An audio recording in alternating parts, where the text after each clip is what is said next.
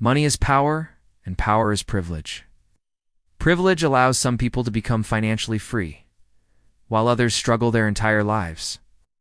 Unfortunately, society doesn't teach you about this, and many self-made success stories conveniently ignore their advantages. They downplay their privileges to sell the lie that anyone can do it if they just hustle hard enough. But that's bullshit. Don't fall for it. The truth is, becoming financially free requires a lot more than talent, luck, and hard work. It's also about being in the right place at the right time, having access to good education and an extensive network of mentors and peers. In other words, privilege. Money is power, and power is privilege. Privilege allows some people to become financially free, while others struggle their entire lives. Unfortunately, society doesn't teach you about this, and many self-made success stories conveniently ignore their advantages. They downplay their privileges to sell the lie that anyone can do it if they just hustle hard enough. But that's bullshit. Don't fall for it. In fact, I want you to look around you. Most of your peers are not even trying to be financially free. So why should you work harder than them to achieve the same goal when you're working under a handicap? Look at any wealthy person, and you will find a web of privileges that allowed them to get where they are today. A privileged life offers a head start that allows you to make mistakes and still end up ahead. And this applies to everything in life. Here's the harsh reality. We live in a world where it's easier for a privileged white male to make money than an underprivileged black female. Think about that for a second. Your gender and skin color affect how much money you can make. That's crazy. I want you to keep that in mind every time you hear someone say if you work hard you can be rich. Here's another harsh reality check.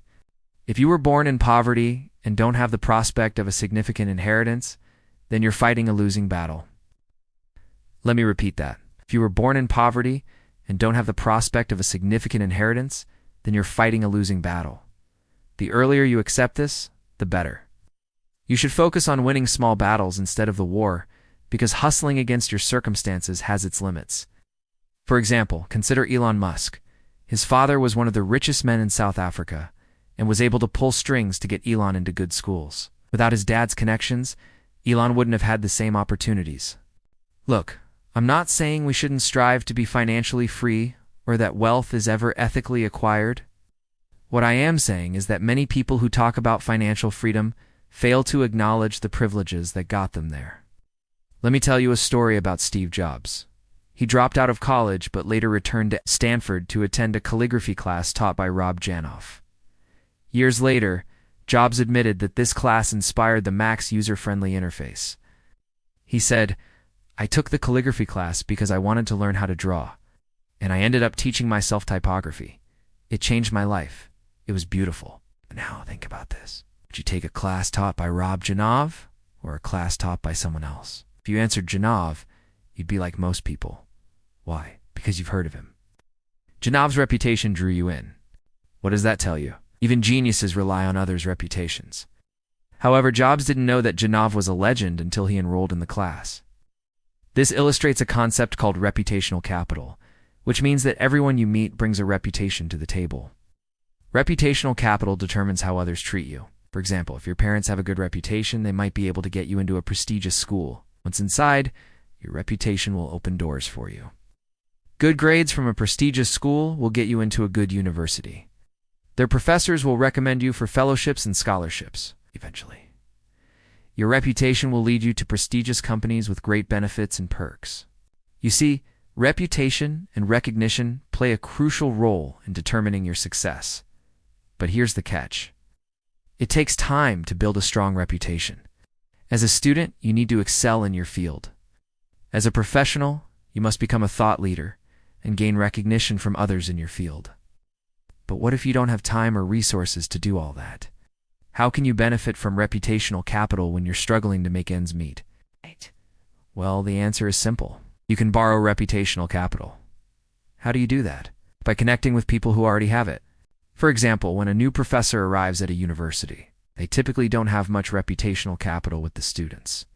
However, if an established professor recommends the new professor to his or her students, those students will be more likely to enroll in the new professor's classes. Essentially, they are borrowing the established professor's reputational capital. Likewise, a new business owner can borrow reputational capital by partnering with an established business. By leveraging these networks, you can gain access to opportunities that would otherwise be out of reach. Look, you can complain all you want about unfair advantages, but doing so won't change anything. The only way to succeed is to take advantage of whatever privileges you have available to you. These privileges can be as simple as having a supportive family or friends. You see, no matter how hard you work, you cannot escape your socioeconomic background entirely. If you were born poor, there's a high chance you'll die poor. The sooner you accept this, the better. Let me give you another example. Imagine two graduates, John and Joe, both hardworking and talented. After graduation, they apply for a job at a company. John has a degree in literature, while Joe has a degree in engineering. During the interview process, John is asked, "Why should we hire you?" Pat comes a confident reply, "Because I'm the best candidate for the job." Joe, however, responds with a strategic approach, highlighting his technical skills and experience relevant to the role. Joe gets hired. John goes home dejected. Now let's analyze what happened here. Both John and Joe are equally hardworking and talented individuals. However, Joe's response during the interview highlights a crucial factor that often goes unnoticed: social capital. Joe unknowingly demonstrated an understanding of the corporate world and how to impress hiring managers.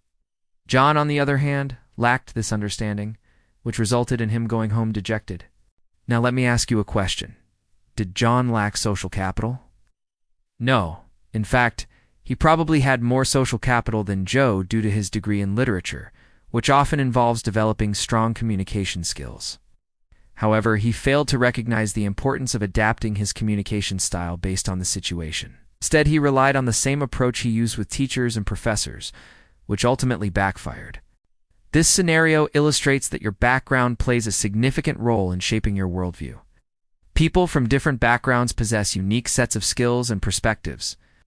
While some may have a natural affinity for numbers and engineering, others may excel in art and literature. However, it's essential to understand the value of each skill set in different contexts. Failing to do so can lead to missed opportunities and hinder your progress. Listen, I understand the desire for a level playing field, but it doesn't exist. The only way to win is to leverage the privileges you already have.